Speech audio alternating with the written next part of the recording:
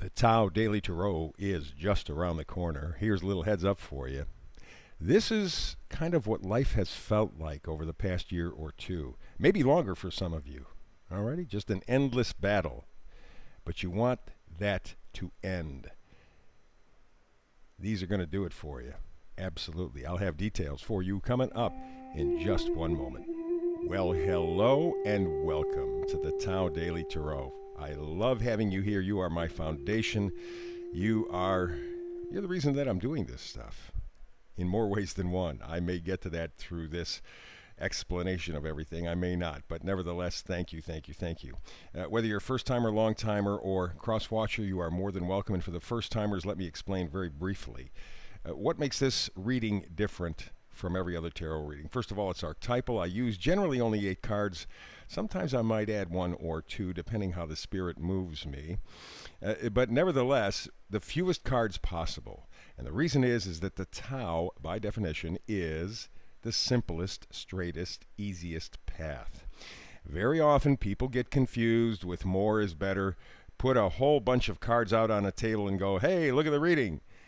It gets to be confusing. It's not clear. This you will find to be, with 8 or 9 cards, very, very clear. The message is meant to be that way because it's meant to empower you.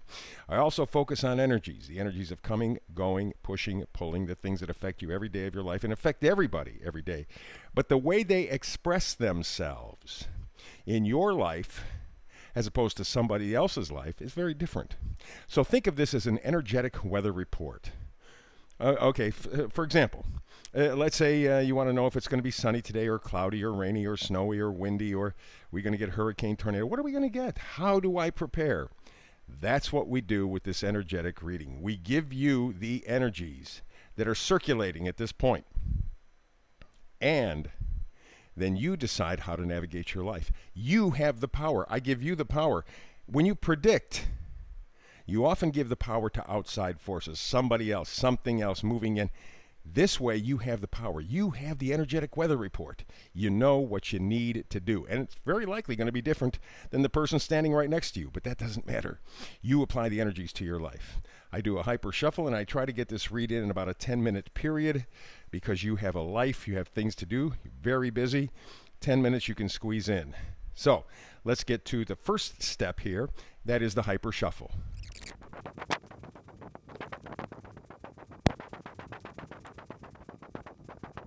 And there is the hyper shuffle. Alrighty, so let's get to the reading for today. We begin with the oracle card. It says, Orphaned. Ooh, that's heavy. Orphaned. Already left alone, on your own. Unprepared, unready. Abandoned. Okay, so that's the key. Orphaned. Okay, from there we move to the first energy card on the side of coming and going. Ace of Swords. A revelation, a new thought, some new idea that can be liberating. Okay, it means changing your thinking. And you're in the mood at this point, I've noticed with a lot of people, to change their thinking. They know what they're in for. The last year and a half has given them a pretty good outline in terms of what lays ahead or lies ahead for them. And so they're beginning to change their thinking in some way or another. And the Ace of Swords indicates it is kind of an inspiration, already a new way of thinking, a new way of talking, maybe a new way of being. And of course, we have the next card in the coming-going energy, and that is the Two of Swords. So here you have 2 Ace of Swords crossed at the heart. You have a decision, 2 ways to go in terms of this new revelation. There may be 2 possibilities. And you see that moon at the top of the card. I'm thinking full moon, I believe, is the 24th, just a few days down the road. Maybe that's when you have to make your decision, or you will make your decision. There's a choice, but you're looking for liberation, right? The Ace of Swords says so, and when you get 2 Ace of Swords across the chest, maybe the thinking part is not as important as the feeling part. We move from there to the energy of pushing and pulling. We have the Six of Pentacles, reciprocity, fairness. And what it says, you remember, pentacles are things that you value. Everybody goes money, money, money, money, money. And maybe that's one of the problems we have with the world today. We give up our lives for money. But remember, pentacles are what you value. So it could be money, right? Could indeed be that. But it could also be good health. It could be family. It could be milk chocolate. I don't know. Whatever is important, you're looking for a balance. What you give, you want to receive back. Balance. Very, very important. And really, when you stop and think about it, the past year, there really has not been a balance. It's all been tilted. And because of that, you've lost your juju. You've lost your enthusiasm. Final card, pushing and pulling energy, Ace of Wands. That's what it's all about. You want that joy back, that joie de vivre. You want to feel plugged into your life on some level. Okay? You want to have a reason to get up in the morning. You want purpose.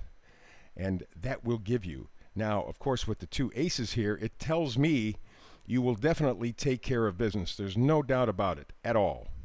You're going to come to a realization you're already working on thinking differently because you know what you're going after. You know what your values are. You know what the reciprocity is.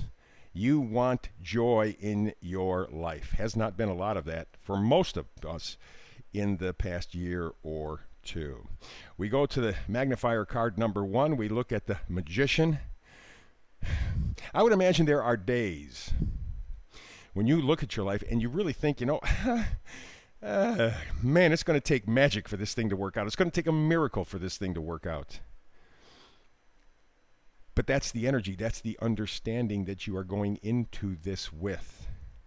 You can make magic. You can make your own magic. In fact, you have to make your own magic because you feel orphaned, you feel abandoned, you feel left out, left behind. So it really is a situation of handling it for yourself. And that indeed, as I'm just thinking of it, might be the great revelation. Remember we said Ace of Swords, a new way of thinking, some inspiration. It may be the understanding, yes, I am an orphan. The system's let me down. I got to make my own magic. Very powerful thought if that's how you're feeling. We have the second magnifier card. 8 of Wands. Nice card. Information coming in any form. It could be on the internet, email, texting.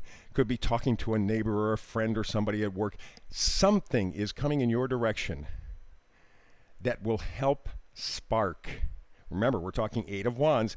That will help spark that enthusiasm in your life again. It is coming. And I'm thinking at the full moon in about a few days, or maybe immediately after. I think August is going to be a very interesting month, and that 8 of Wands may indicate what you need to get. You need some additional information, just something to spark you, and then you're off and running, not feeling orphaned anymore. And then we come to the vice versa cards, and I picked 3 today because it just all kind of fit very tightly. So the first thing we see here is the 5 of Wands. This idea of this useless battle. It's really pointless.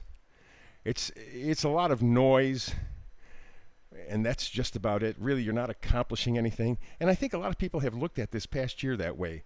We've done what we were told to do, and we're no better off. In fact, you could argue that we are worse. So, where do you go from here? Again, the inspiration. The King of Swords, this idea that I have to figure out how I can handle my life. It really is a question of sort of reevaluating, repurposing your life and you. And so the King of Swords gives you the opportunity to get that insight to be able to do it. And then we have the